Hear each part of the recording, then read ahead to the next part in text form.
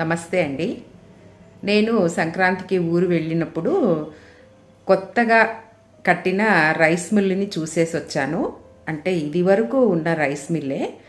మరి కొత్త మిషన్స్ అంతా వచ్చాయి. కన్‌స్ట్రక్షన్ మొత్తం కొత్తగా చేశారు అనేసి చెప్పారనమాట. పాత మిషన్ తీసేసి రైస్ మిల్లు కొత్తది. ఎలా ఉందో, మనకు ఎలాంటి రైస్ మనము అక్కడ కొనుక్కుంటాం, మనకు ఎలాంటి రైస్ వస్తుంది, ఈ విషయాలన్నీ నేను వివరిస్తాను. ఒక బ్యాగ్ పడితే ఎంత ఖర్చు అవుతుంది, ఫ్రీగా ఏమన్నా పడతారా, చాలా బాగుంటుంది వీడియో. నాకు చూసి చాలా హ్యాపీగా అనిపించింది, షేర్ చేయాలనిపించింది వీడియో. అందుకే వీడియో షేర్ చేస్తున్నాను, చూడండి. మీ అభిప్రాయాలను కూడా నాకు తెలపండి కామెంట్స్ ద్వారా. అయితే నా వీడియోస్ మీరు మొదటిసారి చూస్తున్నట్లయితే లైక్ చేయండి, షేర్ చేయండి, సబ్స్క్రైబ్ చేసి బెల్ ఐకాన్ క్లిక్ చేసి ఆల్ క్లిక్ చేస్తే నేను పెట్టే కొత్త వీడియో నోటిఫికేషన్స్ మీరు ప్రతిరోజు మిస్ అవ్వకుండా చూడగలరు. కొత్తగా కట్టిన రైస్ మిల్ని చూడాలని చాలా కోరికగా ఉండింది. దాదాపు 1,50,00,000 ఖర్చు అయింది అన్నారు ఈ రైస్ మిల్లుకి. Baburao rice mill. బాబురావు అనే అతను ఇక్కడ మేము చిన్నగా ఉన్నప్పుడు ఇక్కడ రైస్ మిల్ పెట్టారు. ఇప్పుడు చాలా పెద్దగా అయిపోయింది రైస్ మిల్లు. బాబురావు గారు పోయారు, వాళ్ళ అబ్బాయి ఇది రన్ చేస్తున్నారు. ఈ మధ్య కట్టారంట కొత్తది, 1,50,00,000 ఖర్చు అయింది అని చెప్పారు. ఎంత పెద్దగా ఉందో. ఇక్కడైతే మెయిన్ పంట వరి అన్నమాట. కాబట్టి ప్రతిరోజు ఇంకా మిషన్కు బస్తాలు వస్తూనే ఉంటాయి చుట్టుపక్కల గ్రామాల నుండి. ఇది ఆంధ్రప్రదేశ్లోని నంద్యాల జిల్లా సంతజూటూరు గ్రామం అన్నమాట. చుట్టుపక్కల ఊర్ల నుంచి కూడా ఇక్కడ రైస్ పట్టించుకోవడానికి వస్తారు. ఇదేమో వడ్లు తెచ్చినవి ఇలా వేసేస్తారనమాట. ఇక్కడ ఒక ప్లేస్లో చూడండి, వడ్లన్నీ అలా మూటలు విప్పేసి వేస్తారు. ఒక జాలీ లాగా ఉంటుందన్నమాట, కింద రూమ్ లాగా, అందులోకి వెళ్ళిపోతాయి. అక్కడి నుండి గొట్టాల ద్వారా పైకి వెళ్తాయి. పెద్ద ప్రాసెస్ అన్నమాట, చాలా ఎత్తుగా ఉంటుంది ఈ యూనిట్. మాకైతే ఆశ్చర్యం అనిపించింది. మేము మొదటి నుంచి ఊర్లో పుట్టి పెరిగాము, ఎప్పుడు రైస్ మిల్లుకి వెళ్ళలేదు. ఇప్పుడు కొత్తగా కట్టారని చెప్తే వెళ్ళాము. మొదటగా వడ్లు అలా పైకి వెళ్ళిపోతాయి గొట్టాల ద్వారా.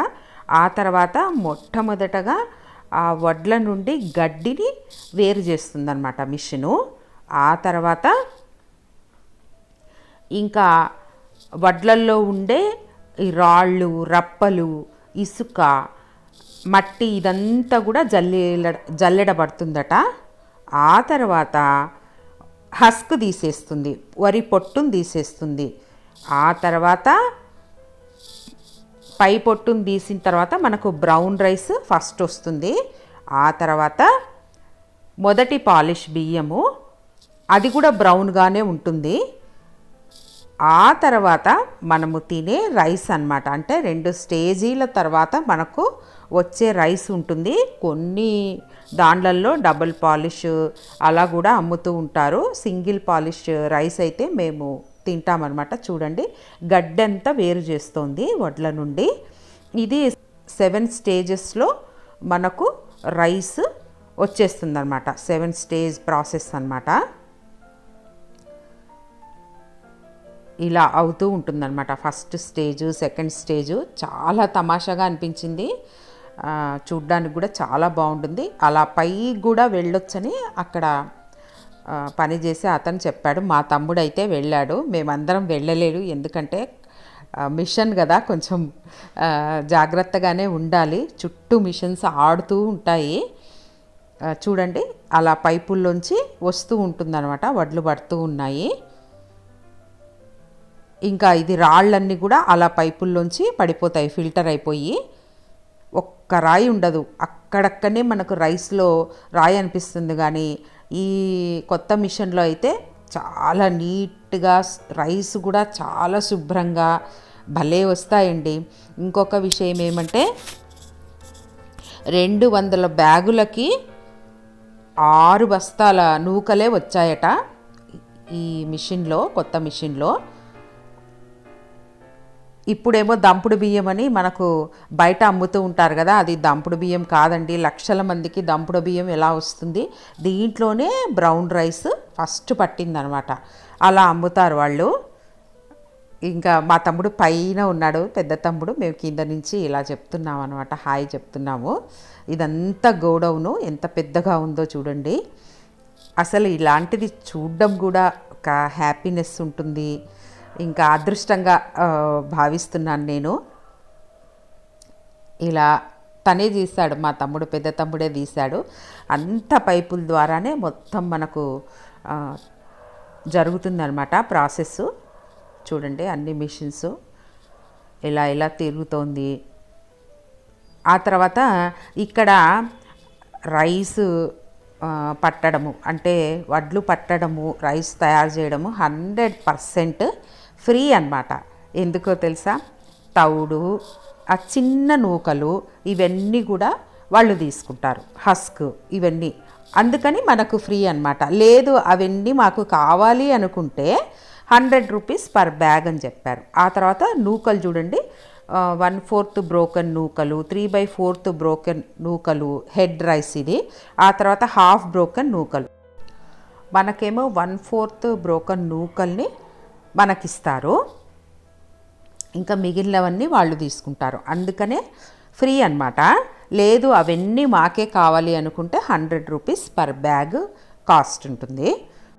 మా నాన్నగారేమో వడ్లు పట్టించినప్పుడు నూకలు తీసుకొని పని వాళ్ళకి ఒక్కో బ్యాగ్ ఇచ్చేస్తారు. చూడండి ఇవి నూకలే, కొంచెం కొంచెం పడుతూ ఉంటాయి అంతే. ఇంకొక బ్యాగ్లో కూడా నూకలే. ఇవేమో పూర్తి సన్న నూకలు అన్నమాట, అవి వాళ్ళు తీసేసుకుంటారు. ఇదేమో తౌడు ఇక్కడ పడుతుంది. ఈ తౌడు కూడా చాలా కాస్ట్లీ. అంటే వ్యవసాయము చేసుకునే వాళ్ళు, బర్రెలు కాసుకునే వాళ్ళు, బర్రెలు ఇండ్లల్లో పెట్టుకొని పాల కోసం పెట్టుకొని ఉంటారు కదా, అలాంటి వాళ్ళు ఇంకా ఇదంతా తీసేసుకుంటారు. తౌడు కూడా మేము చిన్నప్పుడంతా ఇంట్లో తౌడు ఉండేది. ఇంకొకటి తెలుసా? ఆ తౌడు నోట్లో వేసుకొని చూస్తే తీయగా ఉంటుందండి. ఈ తౌడు నుంచే రైస్ బ్రాన్ ఆయిల్ తయారు చేస్తారు. చూడండి తౌడు వేడిగా ఉంది, నోట్లో వేసుకొని చూస్తే తీయగా ఉంటుంది. ఆ తర్వాత రైస్ వస్తుంది. 1 గంటకి 60 బస్తాల రైస్ వస్తుందట. అవి కూడా వేడిగా ఉన్నాయి. చేయబడితే మనకు దెబ్బ తగులుతుందేమో, చురుక్ అంటుంది అనిపిస్తుంది అనమాట. చూడండి ఆ రైస్ కూడా కింద పోకుండా పడుతూ ఉంటారు.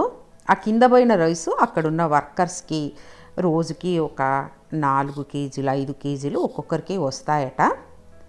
ఆ తర్వాత ఇక్కడ రైస్ పట్టినవి అక్కడ వేయింగ్ మిషన్ ఉంది, అందులో వేసేసి ఎన్ని కేజీలో చూసి ఇంకా దాన్ని కుట్టు వేస్తూ ఉంటారు. అది కూడా మిషన్ అనమాట. అన్నీ ఫాస్ట్గా జరుగుతుంటాయి ఇక్కడ వర్క్.